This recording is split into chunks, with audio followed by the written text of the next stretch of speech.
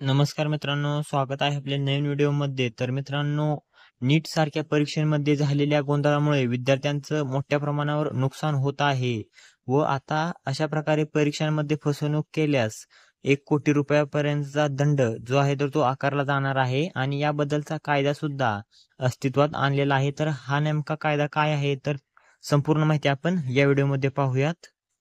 तर मित्रांनो, आता आपण चंद्रकांत पाटील यांच्या ट्विटर हँडलवरती आलेलो आहोत.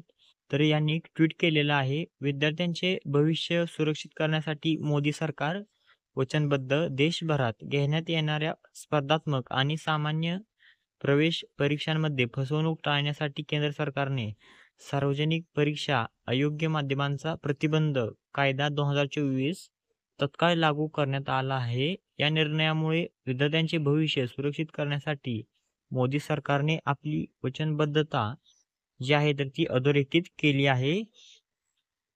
तर मित्रांनो, या कायद्याअंतर्गत सार्वजनिक परीक्षांमधील फसवणुकीला आळा घालण्यासाठी किमान 3 ते 5 वर्षांच्या कारावासाची तरतूद असून पेपर लीक टोळीत सहभागी असलेल्यांना 5 ते 10 वर्ष तुरुंगवास आणि 1 कोटी रुपये दंडाची तरतूद आहे.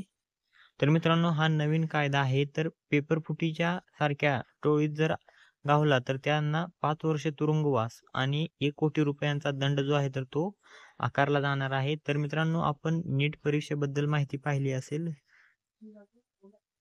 नीट परीक्षेमध्ये गोंधळ झालेला आपण यावर्षी पाहिला आहे.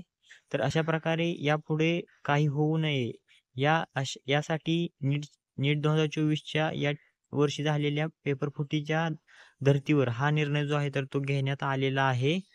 तर या ट्विटमध्ये या ठिकाणी हे गॅजेट सुद्धा आहे. तर गॅजेट सुद्धा आपण पाहू शकता. तर हे गॅजेट